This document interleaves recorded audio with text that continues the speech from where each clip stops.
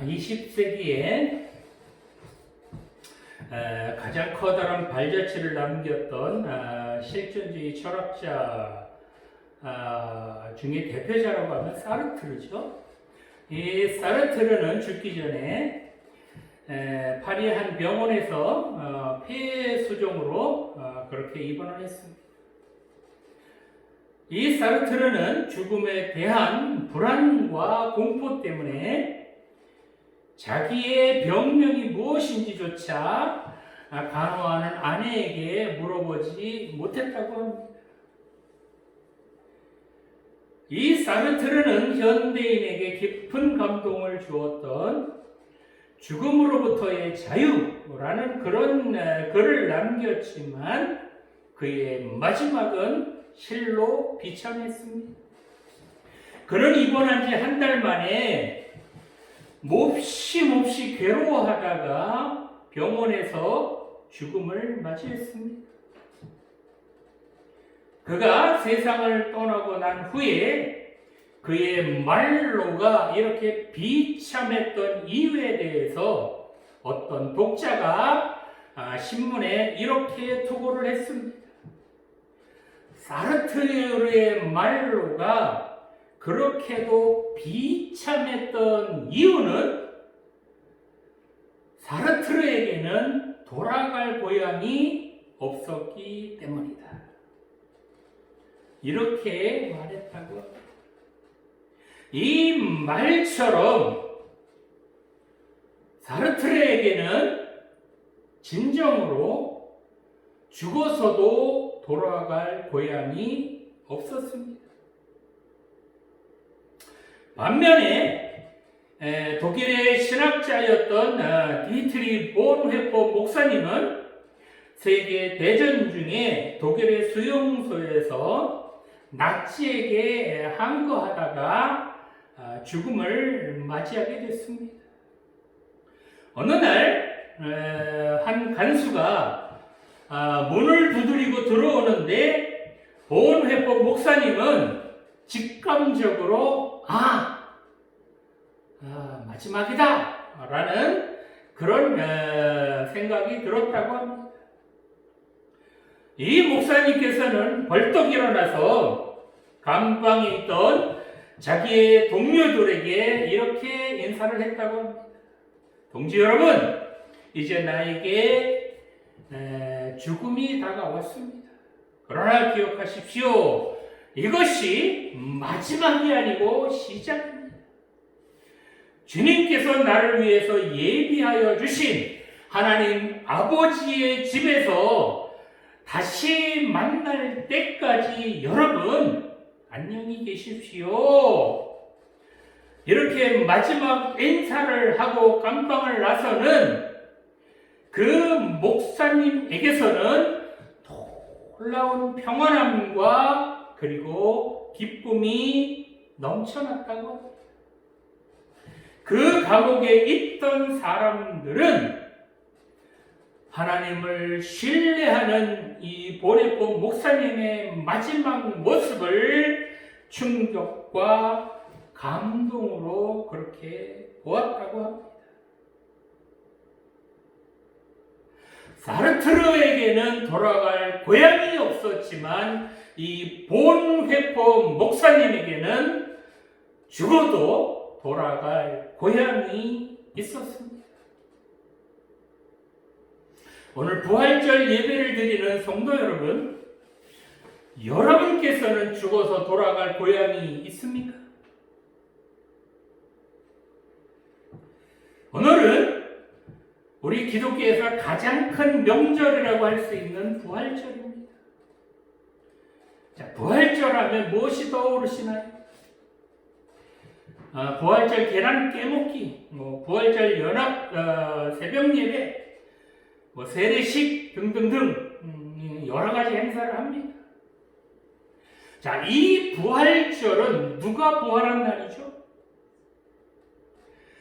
예수님의 부활이 오늘날을 살아가는 우리하고는 무슨 상관이 있을까요? 예수님께서 죽음을 이기시고 부활하신 이 부활의 참된 의미는 무엇일까? 오늘 주신 말씀을 통해서 부활의 참된 의미를 깊이 생각해 보며 함께 은혜를 나누고자 합니다. 자, 첫 번째로 예수님께서는 고난의 잔, 그 고난의 잔을 기꺼이 마시셨다는 것입니다. 마태복음 26장 39절 다시 한번 보겠습니다. 조금 나아가서 얼굴을 땅에 대시고 엎드려 기도하여 이르시되 내 아버지여 만일 할만하시거든 이 잔을 내게서 지나가게 하옵소서. 그러나 나의 원대로 마시옵고 아버지의 원대로 하옵소서 하시고. 아멘. 예수님께서는 이제 제자들과 최후 만찬을 함께 하시고 난 후에 겟세마네 동산에 올라가셔서 땀방울이 핏방울같이 되도록 그렇게 기도하시고 또 기도하셨습니다. 예수님께서 이렇게 간절히 기도하신 이유가 무엇이었을까요? 예수님께서는 그 겟세마네 동산에서 땀방울이 핏방울처럼 떨어지면서 무슨 기도를 하셨을까요? 본문 39절 말씀 보니까 내 아버지여 만일 할만하시거든 이 잔을 내게서 지나가게 하옵소서. 그러나 나의 원대로 마시옵고 아버지의 원대로 하옵소서. 이렇게 기도하셨습니다. 자, 주님께서 어떤 기도를 하셨다고요? 이 잔을 내게서 지나가게 하옵소서. 이렇게 기도하셨는데 주님께서 그렇게 기도하신 이 잔은 무엇을 말씀하시는 것일까요? 예수님께서 그렇게 땀방울이 핏방울이 되도록 기도하시면서 그렇게 간절하게 기도하셨던 이 잔, 그 잔이 바로 십자가를 지시는 그 끔찍한 고통, 그것만큼은 지나가게 해달라고 그렇게 기도하신 것일까요? 그런데 한번 가만히 생각해 보면 주님께서 이미 십자가를 지실 것을 아시고 이 땅에 오셨기 때문에 이미 이렇게까지 두려워하실 필요가 있었을까요? 아니 이미 고난 받으실 것을 각오하고 오셨는데 뭘 두려워하실 그럴 필요가 있을까요? 물론 이 십자가를 지는 것 그것이 쉽지만은 않을 겁니다. 그 십자가의 고난이 죽는 것이기 때문에 쉽지는 않을 겁니다. 자, 그런데 주님께서 정말 피하고 싶으신 것 그것이 혹시 이 십자가 말고 다른 것은 아니었을까요? 자, 그렇다면 이 잔은 무엇이었을까요? 이 잔에는 무엇이 담겨 있었을까요?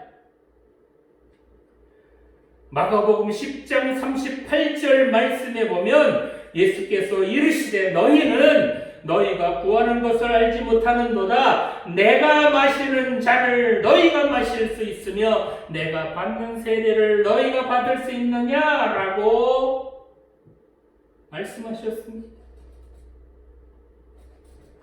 시편 75편 8절 말씀에 보면 여호와의 손에 잔이 있어 술 거품이 일어나는도다. 속에 섞은 것이 가득한 그 잔을 하나님이 쏟아내시나니 실로 그 찌꺼기까지도 땅의 모든 악인이 기울여 마시리로다 라고 말씀하셨습니다. 지금 예수님께서 말씀하시는 이 잔에는 하나님께서 인간의 죄로 인하여 인간들의 죄 때문에 진노하신 그 잔을 말씀하시는 것입니다.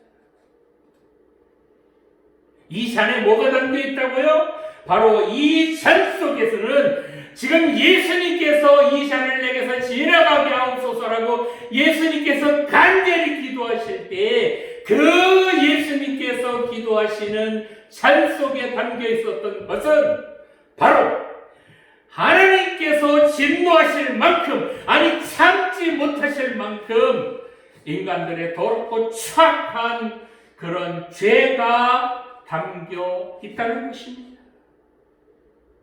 하나님께서 가장 싫어하시는 불의, 미움, 추악, 탐욕, 악의, 시기, 살인, 분쟁, 시기, 악독, 음란, 비방, 능욕, 교만, 무자비와 같은 가장 더럽고 가장 냄새나고 가장 추악한 죄가 지금 예수님이 기도하시는 그 예수님 앞에 이 더러운 죄들이 가득 담긴 그 잔이 있다는 겁니다. 우리들이 지은 죄라는 죄는 몽땅 들어있어서 차고 넘치는 그 더러운 잔, 그 잔을 이제 주님께서 마시려고 합니다.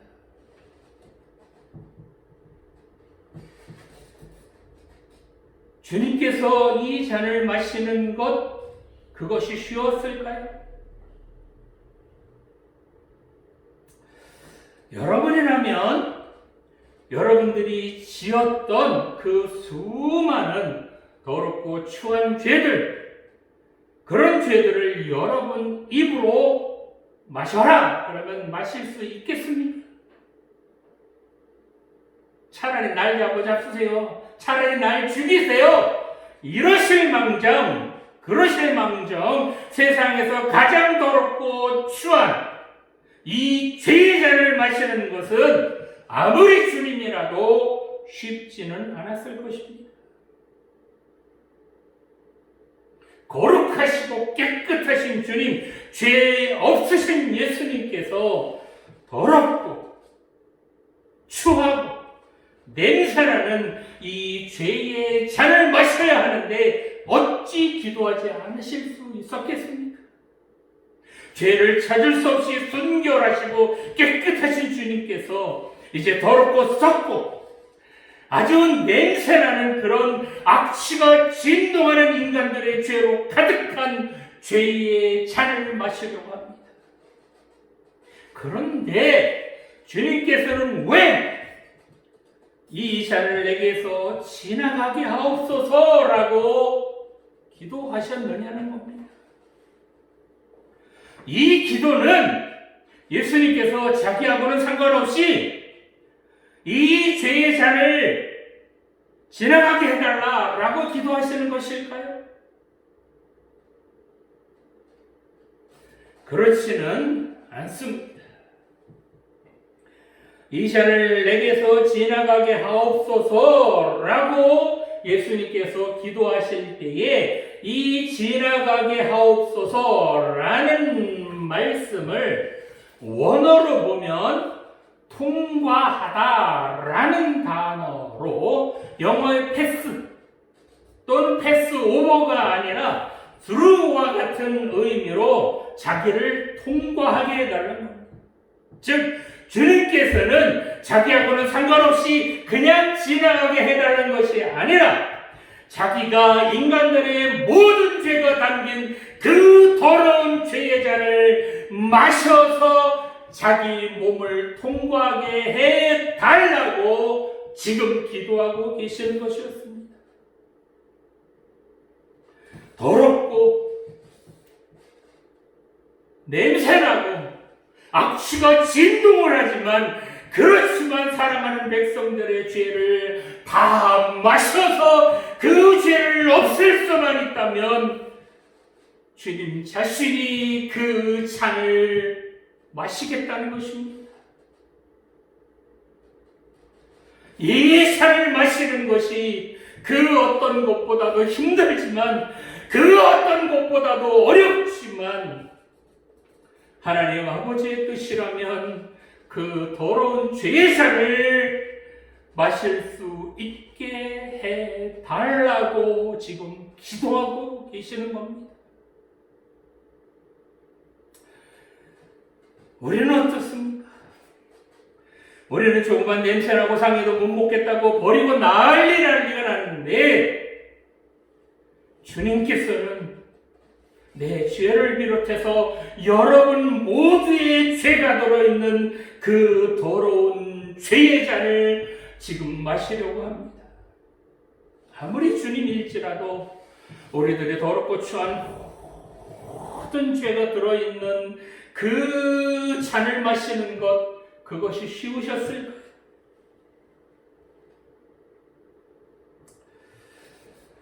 인간들은 누구라도 하나님 앞에 죄를 지었을 때 그 죄의 값을 받아야 하는데, 하나님 앞에 죄를 지었을 때 그 죄값은 단 하나, 죽음뿐입니다.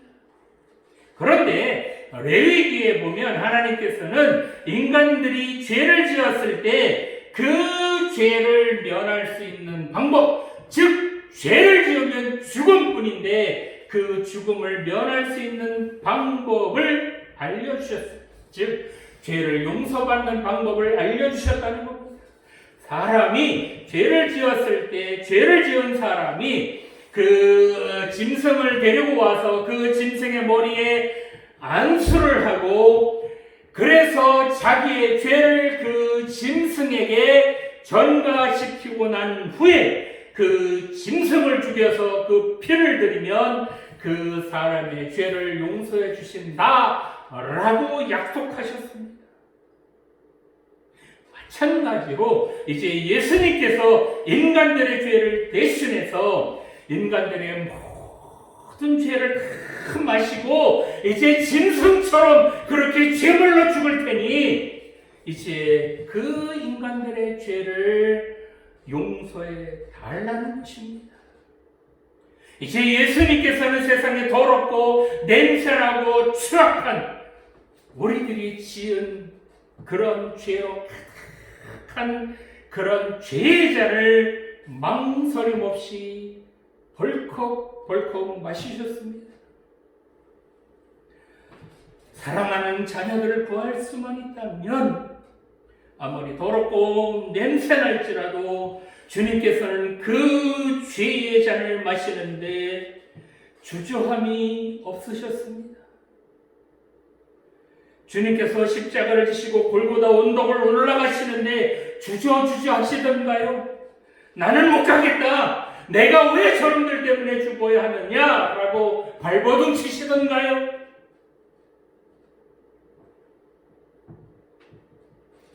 주님께서는 이처럼 진노의 잔을 마시고 십자가에 달리셨습니다. 예수님께서는 우리의 모든 죄를 다 그렇게 지시고, 아니 다 마시고 십자가에 피 흘려 죽으심으로 하나님께서 우리들의 죄를 용서해 주신 줄 믿습니다. 그렇습니다. 주님께서는 사랑하는 자녀들이 죄를 용서받을 수만 있다면 아무리 더러운 죄의 잔일지라도 다 마시셨고, 사랑하는 자녀들을 구할 수만 있다면 기꺼이 고난의 십자가를 지신 것도 마다하지 않으셨습니다. 주님께서 이 고난의 십자가를 지심으로 그 뜨거운 사랑, 우리를 향하신 그 뜨거운 사랑을 완성하셨습니다. 이처럼 그 주님의 사랑하심이 있었기 때문에 죄 많은 우리들이 하나님의 자녀가 된 줄 믿습니다. 자, 두 번째로 예수님께서는 하나님 아버지께 자기 영혼을 부탁하셨습니다. 누가복음 23장 46절 말씀 보겠습니다. 예수께서 큰 소리로 불러 이르시되 아버지 내 영혼을 아버지 손에 부탁하나이다 하고 이 말씀을 하신 후 숨지시니라. 아멘.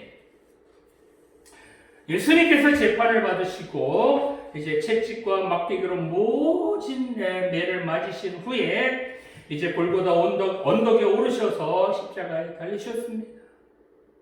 예수님께서는 그 죽어가는 십자가 위에서 7마디의 말씀을 하셨죠. 이 7마디의 말씀을 가상칠언이라고도 하는데 첫 번째 어떤 말씀하셨죠? 아버지 저들을 사하여 주옵소서 자기들이 하는 것을 알지 못함이니이다.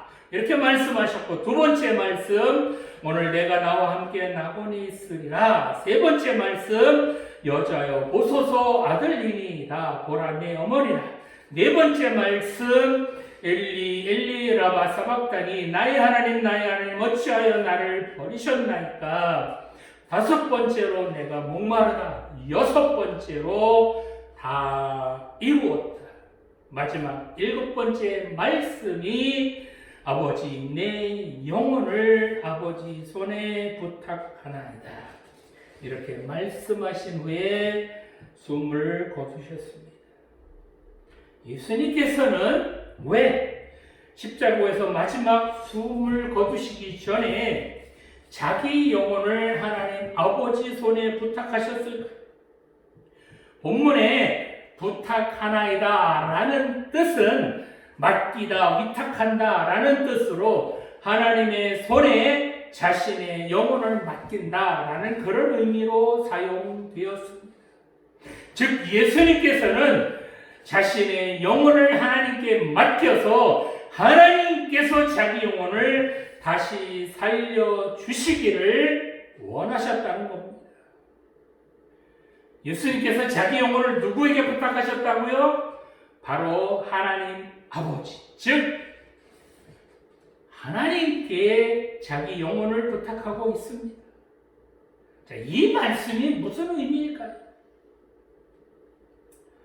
예수님께서는 자기 영혼조차도 부활시킬 그런 능력이 없다라는 그런 말씀일까요? 그래서 하나님 아버지에게 자기를 다시 부활시켜 달라라고 부탁하시는 것일까요? 예수님께서는 자신에게 그럴 만한 능력이 없으셔서 하나님 아버지에게 부탁하는 것이 아닙니다.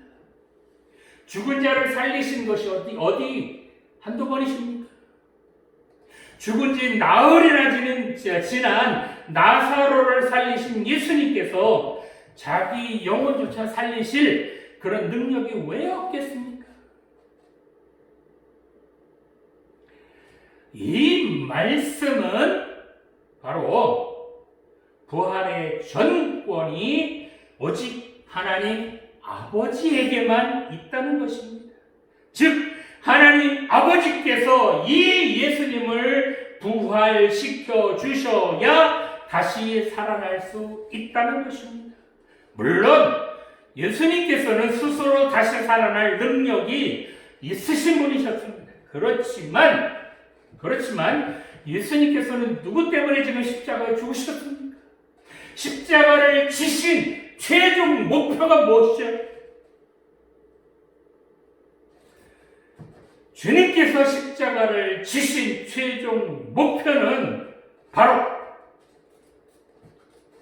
사랑하는 자녀들, 바로 우리들이 하나님 나라에서 영원히 사는 것에 있었습니다.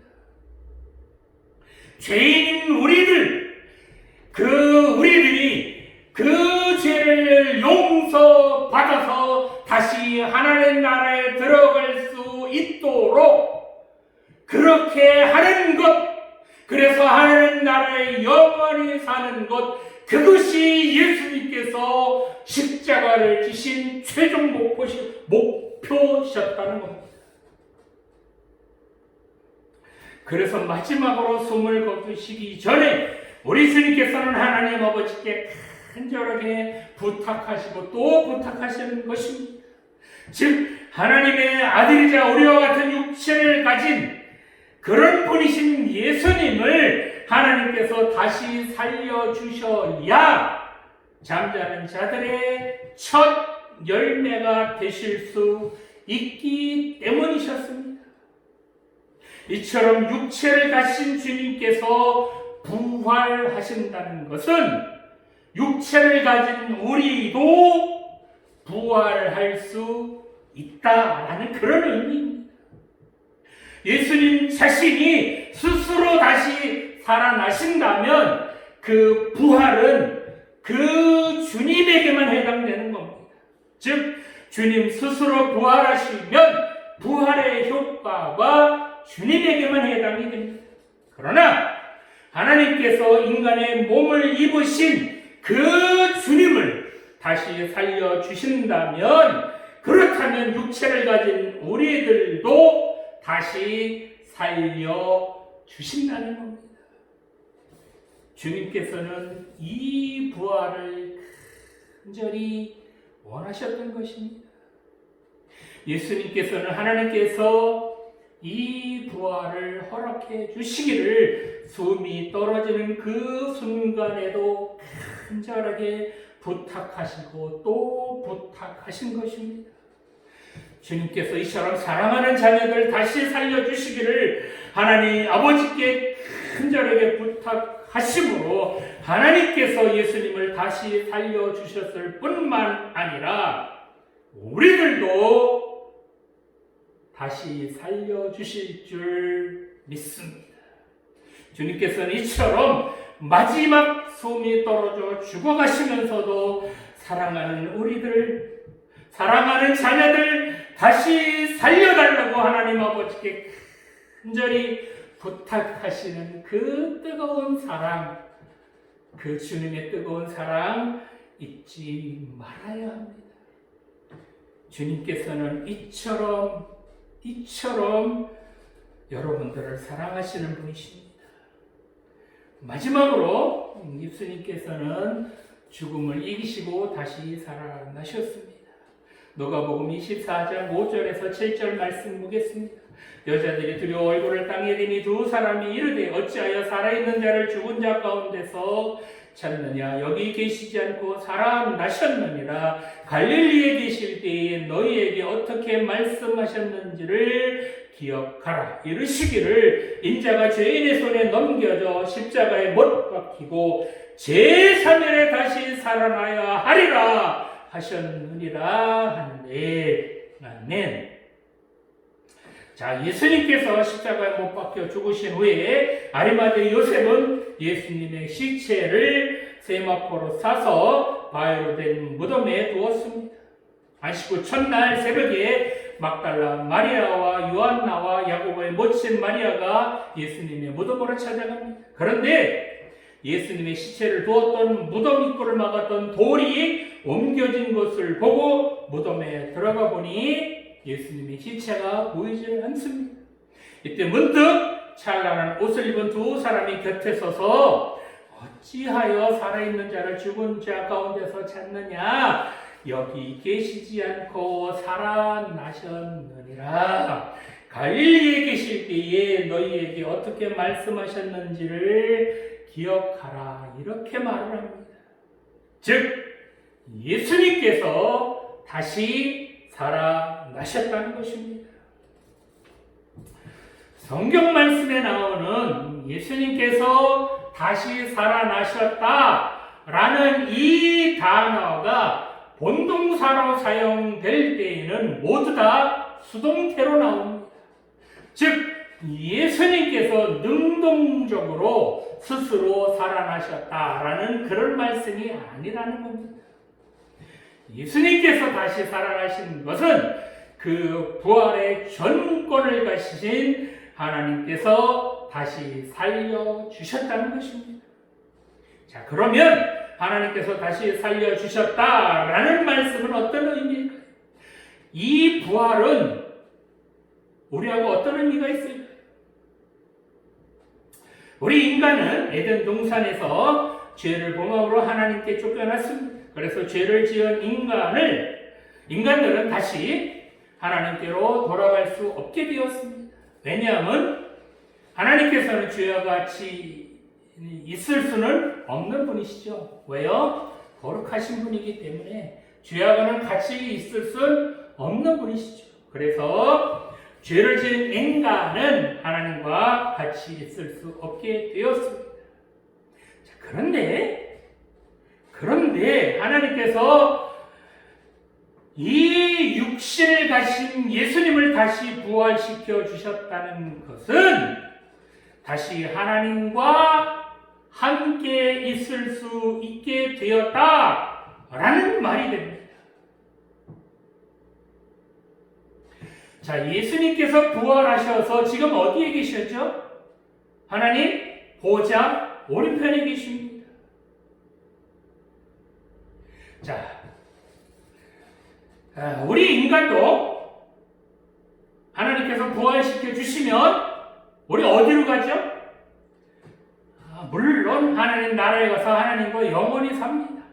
이렇게 우리 인간들도 죽어서 끝나는 것이 아니라 죽음을 이겨서 하나님께서 부활시켜 주셔서 하나님 나라에 들어갈 수 있도록 그렇게 부활시켜 주신다는 것은 하나님께서 이렇게 죄 많은 인간들을 다시 부활시켜 주신다는 것은 무엇이 없을 때 가능하죠?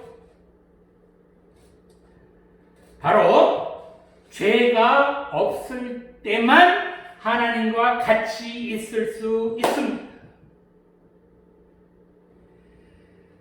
즉 인간의 죄를 다 씻으면 하나님과 같이 있을 수 있게 된다는 겁니다. 자, 그런데 예수님께서 십자가 위에서 이제 숨지실 때 성소 휘장이 위로부터 아래로 찢어져서 둘이 되었습니다. 이것은 예수님을 믿는 자들에게 누구나 지성소, 즉 하나님께로 나아가는 길을 열어주셨다는 겁니다. 이처럼 죄를 다 씻었다는 증표로 죄 없음이라는 확인 도장을 찍어주는 것, 이것이 바로 부활이라는 것입니다. 이처럼 하나님께서 예수님을 다시 살려주셨다라는 것은 하나님 나라에 들어갈 수 있는 죄 없음의 확인 도장을 찍어 주셨다는 것입니다.